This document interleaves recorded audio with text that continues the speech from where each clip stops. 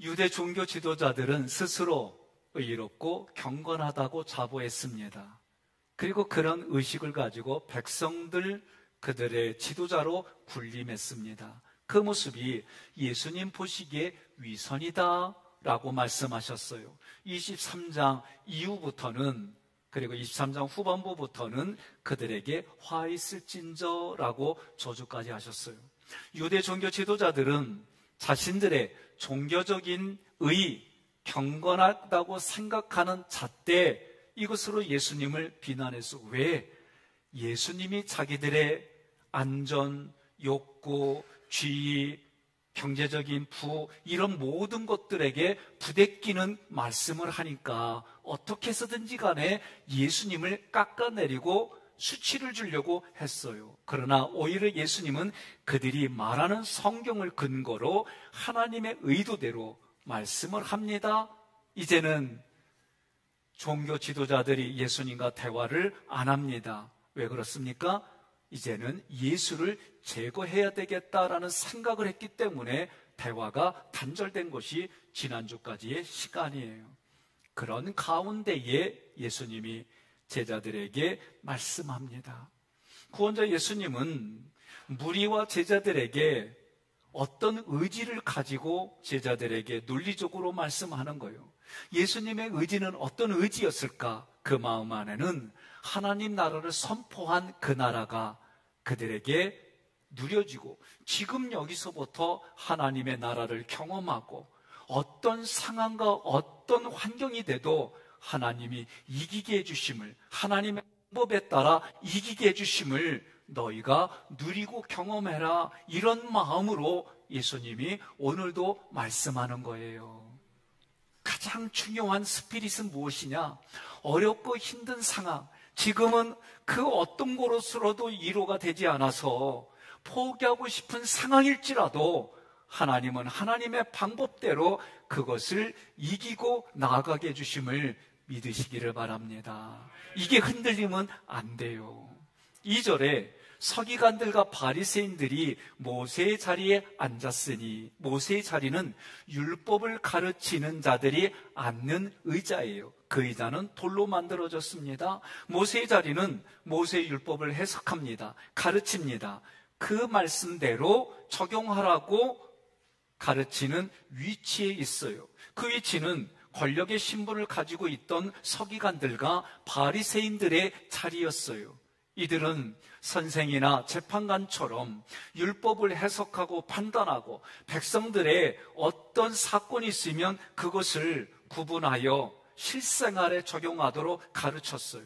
하나님의 말씀을 삶에 적용한다면 우리 모두는 기뻐하는 일이에요. 하나님도 기뻐하는 일이에요. 그런데 예수님은 그런 기쁨으로 말하지 않고 3절부터 이렇게 말씀하는 겁니다. 함께 봉독합니다.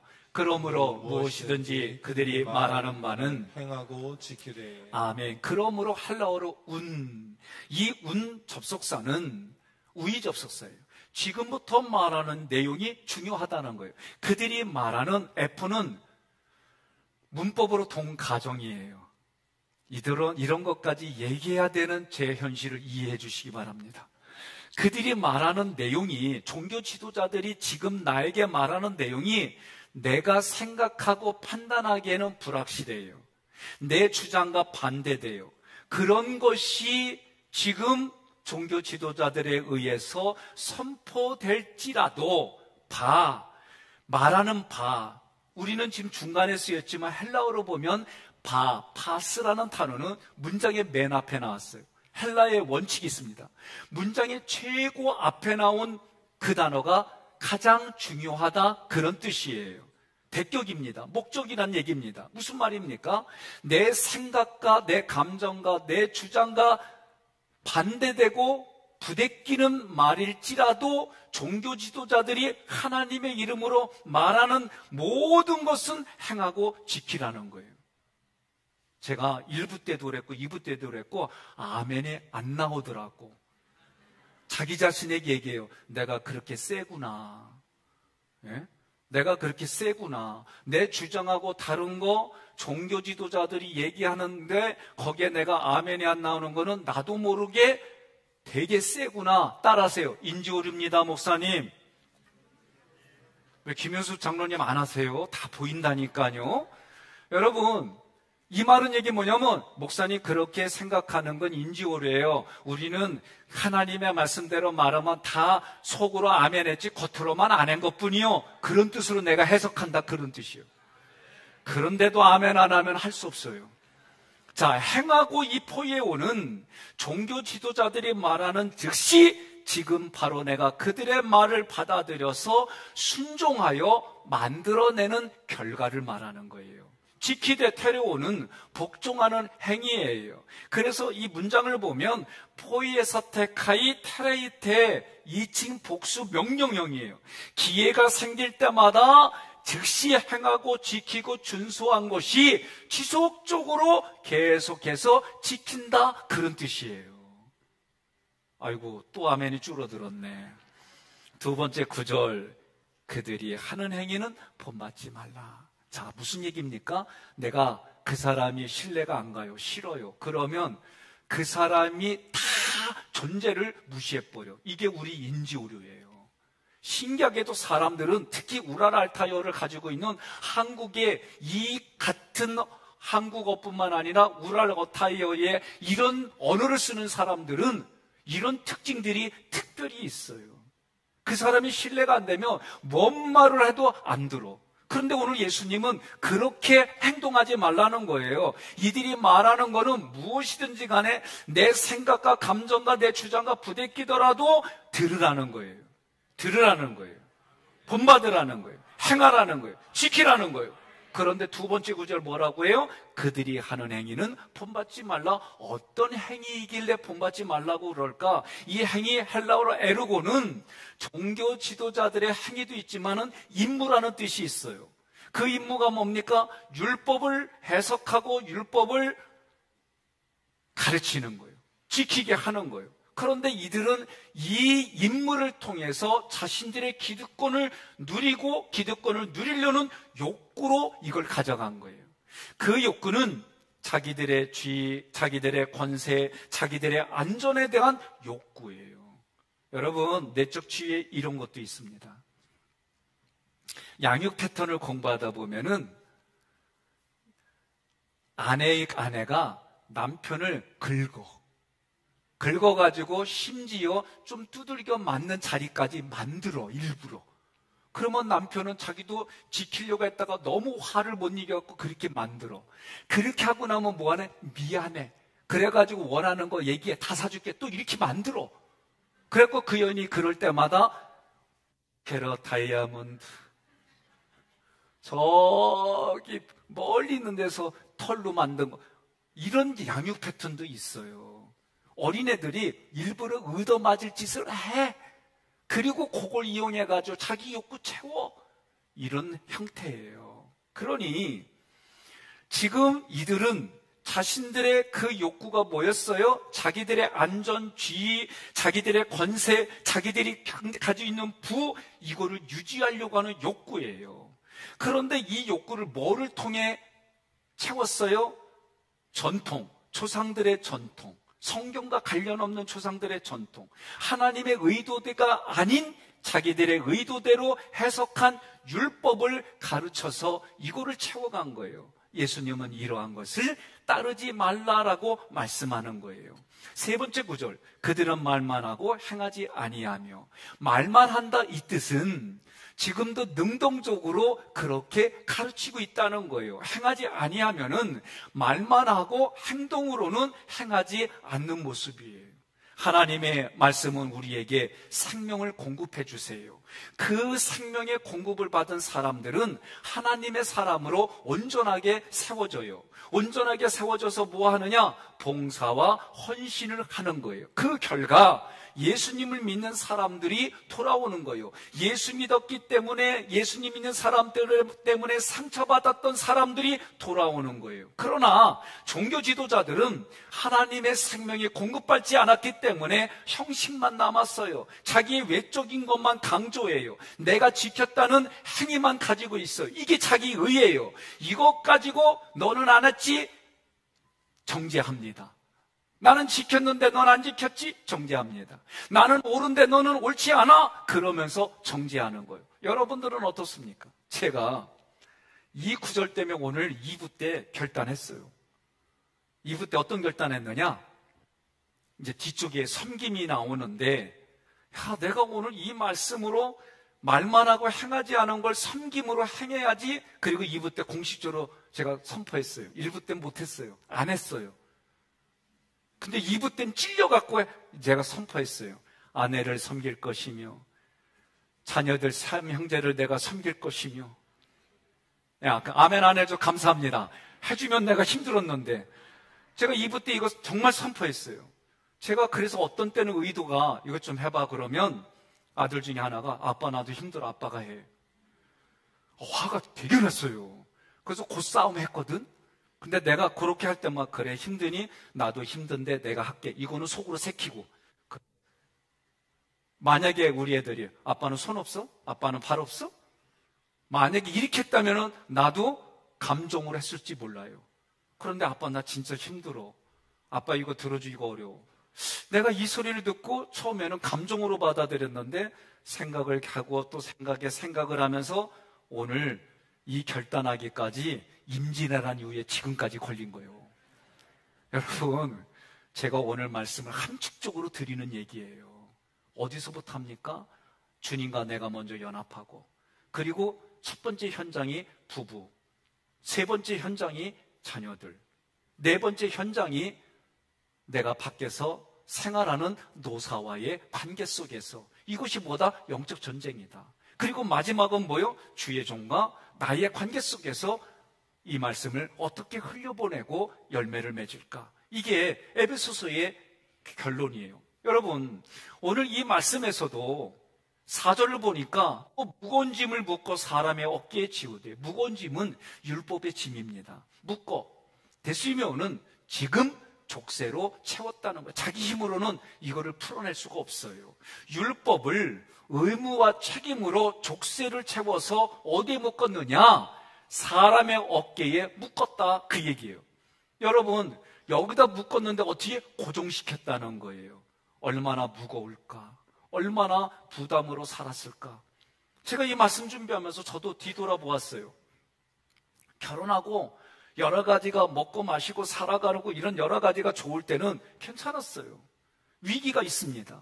경제적으로, 부부관계에 서로 의견이 달라서 자녀들과 때로는 부대끼는 현장이 와요. 내가 세상 살아가면서 먹고 마시는 그 환경이 어려워짐이 옵니다. 부대끼는 일들이 옵니다. 그때 여러분들은 어떻게 반응하셨습니까? 저는요, 내 아내하고 이렇게 앞으로 계속 살아야 되나? 애들은 내가 왜 이렇게 많이 낳지? 별의별 생각으로 나는 정말 고민했어요. 난 이런 무게가 뭔지를 고민해봤어요. 하나님의 말씀으로 헌신하고 하나님의 말씀 이렇게 되어지면 그게 그렇게 풀어갈 줄 알았는데, 아무리 물질로 하고 아내가 벌어온 거 가지고 아무리 공급해줘도 늘 허덕이는 것이 제가 경제적인 거였고, 그것으로 아무리 그 사람을 도와줘도 고맙다는 표시보다는 조금 어려워지면 원망과 불평으로 되어지는 현장 속에서 내가 이렇게 살아야 될까? 저는 그런 고민을 해봤어요. 심각하게 해봤어요. 가정에서도. 그래서 때로는 이 의무와 책임을 내려놓으면 어떨까? 진짜 그냥 생명을 거두면은 이런 거 더 이상 내가 겪지 않아도 되잖아. 나는 이런 고민도 해봤어요. 정말 어렵고 힘든 상황이 되니까 다 떠나는데 저 여인만 옆에 있더라고. 다 손가락하고 떠나는데 삼형제만 남아있더라고. 어느 날 내가 지쳐가지고 정말 지쳐서 터벅터벅 들어갔는데 집이 불이 다 꺼졌어요. 들어가서 문을 열고 스위치를 켜니까 우리 아들 삼형제가 겨울에 내복 입은 채로 아빠 힘내세요, 우리가 있잖아요, 그러면서 율동하는데 나 그날 펑펑 울었다. 얼마나 그 모습이 저에게는 감동을 주고 격려를 주는지, 제가 눈물을 그냥 애들 앞에서 울 수는 없고 방에 들어가서 펑펑 울었어요. 나에겐 그게 이 사람들을 놓지 못할 사건이 됐어요. 아무리 힘들어도, 아무리 어려워도 하나님 앞에 내가 붙들 근거를 하나님께로 둘 수 없는 그 연약한 마음이기 때문에 내가 감동을 받고 내게 감격을 주는 사람을 통해 하나님이 말씀하시는 것, 내가 너를 붙들고 있다, 내가 너와 함께하고 있다, 염려하지 말라, 두려워하지 말라, 나는 너의 하나님이다, 내가 너를 지키고 내가 너를 세워주고 내가 너로 하여금 이기게 해주겠다. 이게 하나님의 말씀이셨어요. 오늘 여러분, 제가 이렇게 강하게 말하는 이유는 있어요. 제가 요새 지난주 신방했어요. 새가족들만. 새가족 신방하는데 하나님, 내가 요번에 뭘 얘기를 할까요? 고민하다가 이렇게 얘기했어요. 우리 위에 텃세 있다? 자리에 앉았는데 와가지고 내 자리라고 찔르거든. 그냥 찔려주고 내가 자리를 따끈하게 데워놨어요. 그리고 딴 데 앉으셔. 그것 때문에 상처받지 마. 우리 귀에 또 텃세 있다? 나 끌어주시오 하고 기다리면 평생 안 와. 천국은 침노하는 자일 거예요. 우리 교회는 내가 이런 헌신할 거야, 나 이런 봉사, 그렇게 앞장서. 그러면 우리 교회는 자리가 생겨. 나 그렇게 얘기했어요. 아유, 힘들다. 나 이 얘기까지 얼마나 고민하고 이렇게 아예 교육을 하자. 그래서 그렇게 교육받고 그러려니 하고 찔르면은 아이고 이거 가지고 그리고 견디라는 겨. 그리고 이기라는 겨. 옆에 분한테 얘기해요. 승리는 내 것일세. 그러세요. 예? 그 마음 가지고 사세요. 예? 제가 깨달은 게 있어요. 김지미 씨가 그랬죠. 김지미 씨 아세요? 10수년 전에 중앙일보에 그 사람의 대담이나, 그 사람이 산 사람이 우리나라에 4명의 남자 있는데 그 중에 하나가 나 씨가 있고 그 중에 하나가 유명한 사람들이요. 근데 김지미 씨가 뭐라고 그랬냐면, 이놈하고 이건 내 말이요. 이놈하고 저놈하고 살아봐도, 요놈하고 저놈하고 살아봐도 그놈이요. 난 그때는 그게 무슨 말인지 못 알아들었어요. 여러분, 하나님은요, 성경의 원리대로 살아가는 이들에게 힘이 되시고 능력이 되시고 그것을 이기게 해주셔서 하나님 나라가 확정하고 뜻을 성취하고 거기서 얻는 열매로 먹게 해주셨어요. 믿으면 아멘 하시기를 바랍니다. 그러니까 우리 교회 등록할까 말까 고민하는 분들 이거 알고 등록하세요. 예? 여기도 텃세가 있구나. 별거 아니네. 여기는 다른 데하고 틀린 것이 내가 헌신하겠습니다, 내가 이렇게 하겠습니다 하기만 하면 자리가 생기는구나. 그리고 말하세요. 이게 성경적인 거예요. 동의하십니까? 그렇게 같이 신앙생활 합시다. 두 번째 구절에 자기는 이것을 한 손가락으로도 움직이려 하지 아니하며, 정작 서기관들과 바리새인들은 그 짐들, 율법의 짐들을 옮기는데 손가락 하나라도 움직이지 않았다는 거예요. 이 구절은 자신들도 실제의 삶에서는 이 율법을 마음과 뜻과 힘과 정성을 다하여 100% 지킬 수 없다는 걸 아는 거예요. 또한 그들은 하나님께서 모세를 통해 주신 율법을 자기 마음대로 임의적으로 해석하여 율법을 613개로 세분화시켜서 엄격하게 지키라고 백성들에게 강요했어요. 이 규정은 자기들에게는 조금은 쉬워요. 왜? 거기에 전공자니까. 그러나 일반 백성들은 지키기에는 너무 어려워요. 그래서 정작 그들은 그 규례들을 따르지 않고 정죄만 했어요. 지키면은 그것 가지고 나는 지켰는데 너는 왜 지키지 않았어? 라고 정죄한 거예요. 규례를 지키지 못하는 이들의 삶을 이해하고 아량을 베풀어주는 그런 마음들은 아예 없는 거예요. 없을 수밖에 없어요. 왜? 생명이 그 안에 없기 때문에. 예수님을 바르게 믿으면 아무리 어렵고 힘든 환경, 죽을 것 같은 환경 속에서도 주님이 가볍게 해주시는 은혜가 있어요. 주님이 그것을 이기게 해주시는 은혜가 있어요. 은혜가 있을 때 나는 뭘로 대답해요? 진리로 대답하는 거예요. 진리는 누구요? 예수 그리스도를 말해요. 하나님이 은혜를 베풀어 주실 때마다 주님이 하셨습니다, 이렇게 고백하는 거예요. 여러분, 그러다 보면 이렇게 어려운 것도 주님이 주신 겁니까? 그리고 항의하거든요, 항변하거든요. 그래도 주님이 하신 거예요. 이 믿음이 여러분과 저의 마음속에 흘러넘쳐야 돼요. 그래서 구약의 다윗도 시편 119편 97절에 함께 봉독합니다. 내가 주의 법을 어찌 그리 사랑하는지요, 내가 그것을 종일 작은 소리로 읊조리나이다.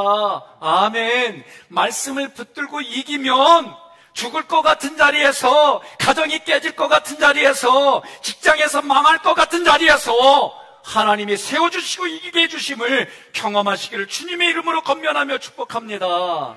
5절에 그들의 모든 행위를 사람에게 보이고자 하나니, 이 구절은요, 자기를 드러내는 거예요. 자기 욕구를 충족시키려는 거예요. 보이고자 하나니에서 이 보다 데아오마이는 나를 다른 사람들이 볼 수 있도록, 나의 언어, 나의 행동을 볼 수 있도록 만들어내는 거예요. 이 모습이 지금 성경에서 뭐다? 경문과 옷술이에요. 자기의 경건한 사람, 나는 기도하는 사람이라고 드러내는 거예요. 두 번째 구절에 곧 그 경문띠를 넓게 하며 옷술을 길게 하고, 사진을 보겠습니다.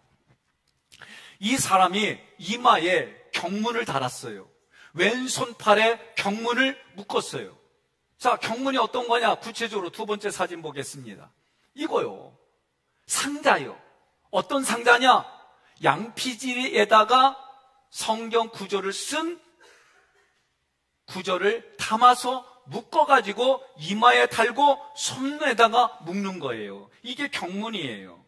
이 경문은 율법 중에, 모세 율법 중에 출애굽기 13장 1절로 10절, 11절로 16절, 신명기 6장 4절로 9절, 11장 13절로 21절의 네 부분에서 말씀을 가져다가 양피지에 써가지고 이 상자에다가 집어넣고 가죽 뒤로 묶는 거예요.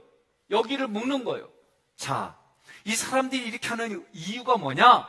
출애굽기 3장 16절과 신명기 6장 8절에 이곳으로 너의 손의 기호와 너의 미간의 표를 삼으라, 이 말씀 구절을 가지고 미간에, 손에 이 표를 묶어놓은 거예요. 그래서 이 사람들은 틈나는 대로 이걸 보면서 어떤 마음을 가져요? 하나님의 말씀을 기억하자. 하나님의 말씀을 기억하는데, 하나님의 말씀을 내가 잘 지켜야지, 그렇게 결단합니다. 애굽에서 약속의 땅으로 인도하신 하나님을 기억하자, 이런 의미로 반지 끼듯이 이마에 묶고 팔에 묶은 거예요. 그래서 사람들이 보면 저 모습은 경건한 모습이야, 저 모습은 기도하는 모습이야, 이렇게 인정받기 시작하다 보니까 어느 날 내가 하나님 앞에 마음은 딴 데가 있는데 다른 사람에게 자기 자신을 보여주려는 과시욕구로 이마에 달고 손에 경문을 묶은 거예요.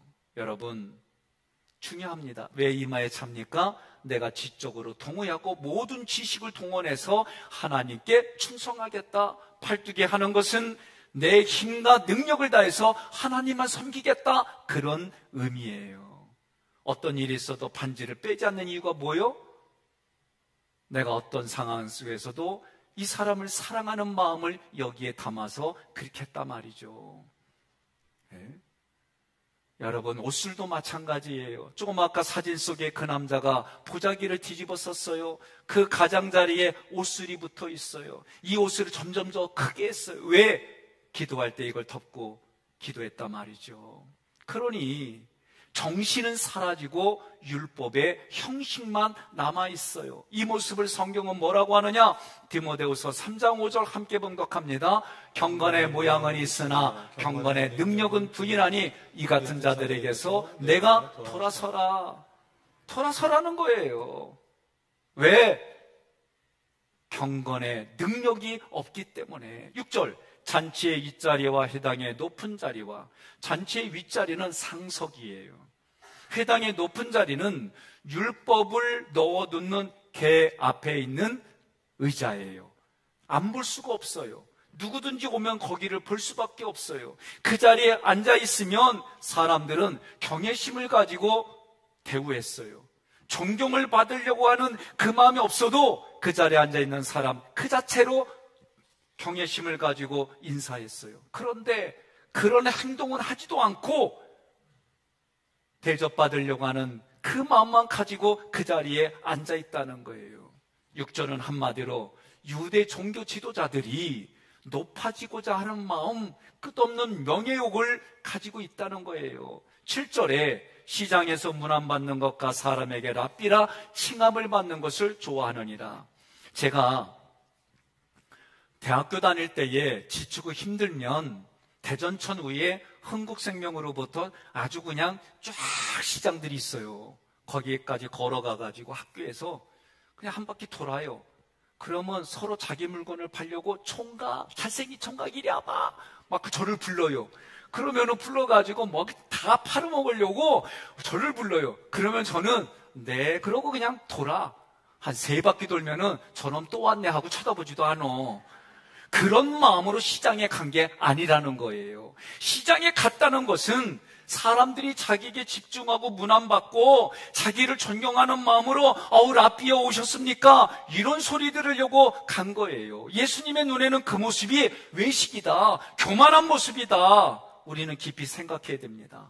나의 신앙이, 나의 삶이 설교를 하든지 기도를 하든지 찬양을 하든지 누군가를 섬기고 누군가에게 봉사하든지 이런 모든 것이 어떤 목적이 수단이 아니라 진정으로 하나님의 생명이 채워져서 그 생명으로 가득 차가지고 산딸의 맏딸이 되어져서 정말 이 아이가 준비되어 있고 산모가 준비돼서 아기를 출산하는 생명을 출산하는 마음으로 이 생명이 밖으로 흘러가려고 하는 그럴 때에 하나님의 생명은 살아 역사하고 운동력 있고 영혼과 골수를 쪼개는 말씀이 된다. 다른 말로 말하면 하나님의 말씀은 살아있습니다. 운동력이 있습니다. 영혼과 골수를 쪼갭니다. 생각과 우리의 마음을 감찰합니다. 왜? 말씀이 생명이기 때문에 그런 거예요.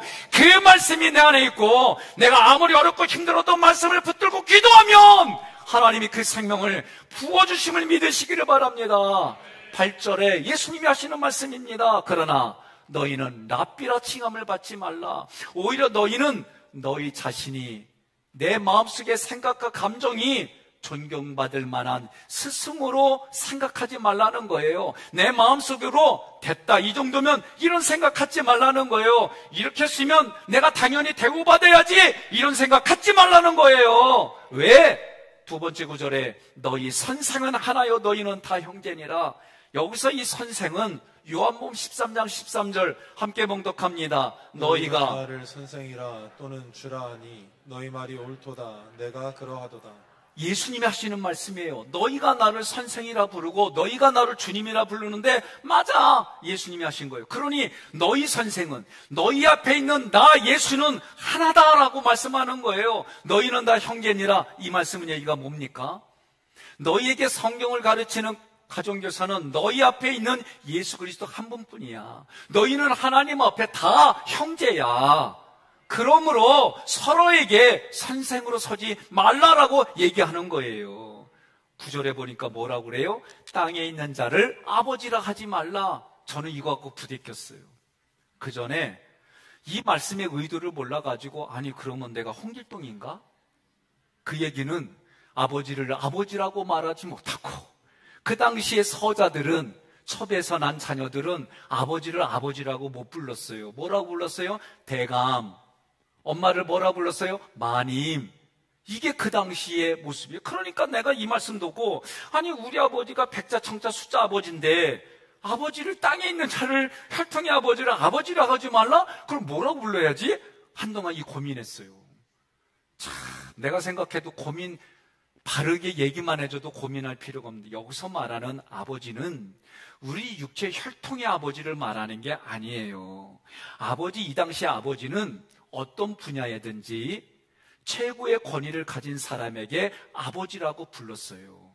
그런 유대인들은 위대한 스승이나 저명한 율법학자들을 아버지라고 불렀어요. 여러분들이 종종 기도해 주시면서 백성영 목사를 이 하깃교회 담임 목사로 그리고 행정의 결정권자로 그리고 영적인 아비로 그렇게 얘기를 해주실 때 기도하는 장로님이 저보다 연세가 많아요. 그런데도 오늘 이런 의미로 아버지라고 불러주는 거지 육체의 혈통 그러면 상식도 없는 거예요. 이런 의미로 여기서도 아버지라고 부른 거예요. 그런데 아버지라고 부르면서 율법학자들은 그 소리 듣는 거를 은근히 즐긴 거예요. 은근히 즐길 뿐만 아니라 그렇게 불러주기를 만들었다는 거예요. 그런 짓 하지 말라는 거예요. 영광은 하나님께만 돌리라는 거예요. 그렇다고 해서 제가 우리 애들한테 시켜요. 아내한테도, 또 아내나 아이들도 저한테 시켜요. 이제 시킬 때에 내가 섬기는 마음으로 내가 이걸 잘 해야지, 이런 거지. 서로 간에 인격으로 주고받고 부부 간에, 자녀 간에, 서로 이웃 간에 배려하며 사는 거지, 일방적인 데는 아무 데도 없어요. 9절의 두 번째 구절, 너희의 아버지는 한 분이시니 곧 하늘에 계시니시라. 너희가 존경하고 최고의 권위로 인정할 분은 하나님 아버지밖에 없다. 그러므로 예수님이 하나님께서 받으실 영광을 가로채지 말라, 그 영광을 사람에게 돌리지 말라, 그런 뜻이에요. 9절은. 10절은 또한 지도자라 칭함을 받지 말라. 우리들은 다 죄인이다, 그 얘기예요. 너희가 지도자로 칭함을 받, 지도자의 뜻은 뭐예요? 인도하는 자예요. 그럼 예수님은 우리를 누구에게로 인도하냐면 하나님께로 인도하는 거예요. 오셔서 지금 여기에서부터 천국이 시작된다라고 말씀하셨고, 예수님을 통해서만 하나님께로 간다라고 말씀해 주신 거예요. 우리는 죄인이기 때문에 하나님께로 인도할 자격이 없는 거예요. 우리는 권면하는 거예요. 우리는 전도할 뿐이에요. 우리는 선교할 뿐이에요. 인도할 자격이 있는 분은 오직 예수 그리스도밖에 없는 거예요. 두 번째 구절에 너희의 지도자는 한 분이시니 곧 그리스도라. 예수님은 우리에 앞서서 이 땅에 오셨고, 오셔서 나에게 찾아와 가지고 천국을 선포하고 십자가 보혈의 피를 발라주셔서 우리로 하여금 예수님을 통해 예수님을 따라 하나님께로 가게 해주셨다. 그렇게 하실 수 있는 분은 오직 예수 그리스도밖에 없다라고 말씀하는 거예요. 11절에 너희 중에 큰 자는 너희를 섬기는 자가 되어야 하리라. 섬김의 본을 보여주셨어요. 누가? 예수 그리스도가. 예수 그리스도가 스스로 섬기는 자라고 얘기했어요. 대접을 받으러 온 것이 아니라 대접을 주러 왔다는 거예요. 섬김을 받으러 온 것이 아니라 섬기러 왔다는 거예요. 그 예수님의 섬김이 뭡니까? 예수님의 섬김은 십자가예요. 주의 종은 말씀이에요. 부부간에 배우자가 서로 섬기는 거는 먹을거리부터 육체로 힘쓰는 것으로부터 마음의, 이거는요 각자 환경 상황들이 다 달라요. 말씀을 가지고 그것에 적용하고 실천하는 일들은 다 달라요. 예수님은 오늘 이렇게 말하는 겁니다. 섬기는 이는 누군가를, 생명이 있는 사람을 죄의 자리로부터 구원해 주려고 일부러 종의 모습이 되는 거고, 그 사람을 구원하고 그 사람에게 생명을 주려고 일부러 사환의 모습으로 살아가는 거다라고 얘기를 하는 거예요. 12절에 함께 봉독합니다. 누구든지 자기를 높이는 자는 낮아지고 누구든지 자기를 낮추는 자는 높아지리라. 아멘. 이 말씀이 명언인데 우리가 이미 마태복음 앞에서 다 얘기한 얘기들이에요. 윌리엄스는 이거를 이렇게 해석했어요. 첫 번째 구절, 누구든지 자기를 높이는 자는 낮아진다. 오만한 바리새인들은 급격하게 몰락할 것이다. 누구든지 자기를 낮추는 자는 높아지리라. 이 말씀은 스스로 십자가에서 죽기까지 순종하신, 스스로 십자가에 죽기까지 낮추신 예수님, 그 예수님을 하나님이 영광스럽게 높여주는 것을 말하는 거다라고 얘기를 했어요. 자기를 낮추는 자가 어떤 사람입니까? 은혜를 베풀어 줄 때에 진리로 대답한다는 얘기가 이런 거예요. 자기를 낮추는 자가 그런 모습인데 하나님이 은혜를 베풀어 줘 깨달았어요. 물질의 복도 받았어요. 관계의 형통도 있어요. 되는 일들마다 세상의 성공에 여기에도 포함되는 일들이 있어요. 그러면 여러분, 내가 능력이 있어서 한 게 아니에요. 나는 아무것도 아닌데 하나님이 이렇게 계획하고 세워주시고 만들어주시고 누리게 해주셨어요. 이게 진리로 대답하는 자세예요. 하나님이 사랑을 베풀어 주셨어요. 그러면 나는 공의로 대답하는 거예요. 하나님이 사랑을 베풀어 주실 때에 내 마음대로 살아가는 것이 아니라 공의, 하나님의 의가 나타나는 언어와 삶을 사는 게 여러분 공의로 대답한다, 그런 뜻이에요. 그러니 지금 주님이 말씀하신 대로 내가 들려져요. 지금 주님이 말씀하신 대로 내가 믿겨져요. 그래서 고백하는 게 뭐예요? 부부에는 이렇게 말하는 거예요. 지금까지 살아줘서 고마워. 함께 해줘서 고마워. 나는 나의 것으로 당신을 이렇게 도우려고 해. 이런 일들이 매일매일 일어나는 거예요. 문장로님은 여기 때 아멘 안 해요. 아까까지는 하더니. 네, 다 보인다니까. 네. 여러분, 중요한 게 있어요. 부부만 그러는 게 아니에요. 부모와 자녀도 마찬가지예요. 그래서 에베소서에 뭐라고 그래요? 자녀들을 노엽게 하지 말고, 자녀들은 부모를 하나님 섬기듯이 경외하고, 이런 얘기들이 우리 현장에 일어나는 거예요. 그리스도인들은 누구를 그리스도인이라고 합니까? 예수를 그리스도로 고백하고 그분이 걸어가는 길을 따라가는 사람들이 그리스도인이에요. 자기 자신에게 물어보고 옆에 분에게 이렇게 인사하겠습니다. 내가 그리스도인 맞아? 맞으면 옆에 분에 이렇게 하겠습니다. 나는 예수를 따라가는 그리스도인 백성현입니다. 그렇게 앞뒤 좌우로 인사하겠습니다. 시작.